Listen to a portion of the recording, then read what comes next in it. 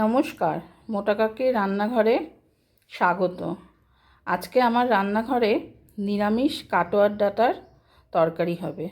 তার জন্য কাটোয়ার ডাঁটা নিয়েছি, বেগুন, কুমড়ো, পটল, আলু সমস্ত কিছু দিয়ে একটা সবজি কেটে নিয়েছি আমি।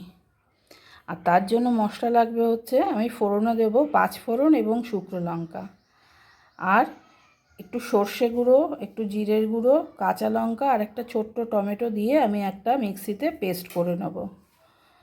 তারপরে আমি রান্নাটা শুরু করব।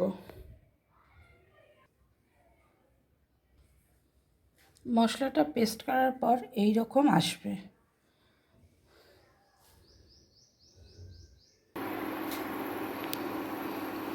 কড়াই সর্ষের তেল দিয়ে আমি 5 ফোড়নটা দিয়ে দেবো আর শুকনো লঙ্কাটা।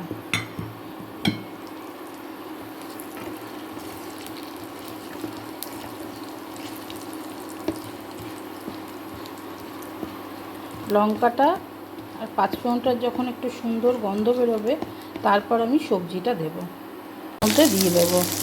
তারপর আমি এর মধ্যে নুন, হলুদ দিয়ে মিষ্টি দিয়ে নাড়ব।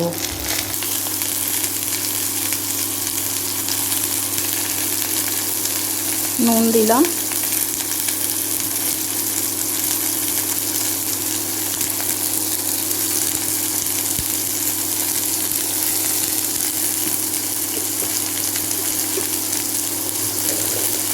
হলুদ এবং চিনি, এই তিনটে দিয়ে ভালো করে নেড়ে আমি ঢাকা দিয়ে দেবো। এর মধ্যে জল দেব না এবং এটাকে আঁচটাকে স্লো করে দেবো।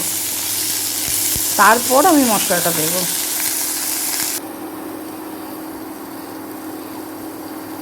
ঢাকনা দিয়ে আমি 5-7 মিনিট রাখবো।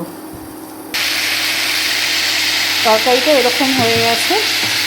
এবারে আমি এই মশলাটা যে রেডি করে রেখেছিলাম এইটা আমি দিয়ে দেবো।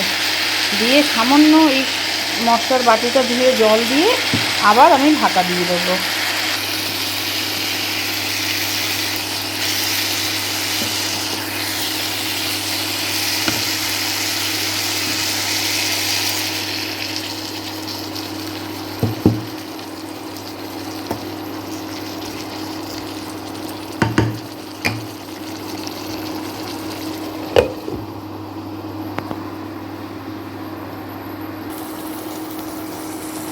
রান্নাটা আমার রেডি হয়ে গেছে। এবার আপনাদের আমি একটু পরিবেশন করে দেখাবো। তরকারিটা এরকম হয়েছে। এবার এই তরকারিতে যদি একটু কাঁঠাল দানা দেওয়া যায় আরও সুন্দর লাগবে খেতে। একবার আপনারা রান্না করে খেয়ে দেখবেন।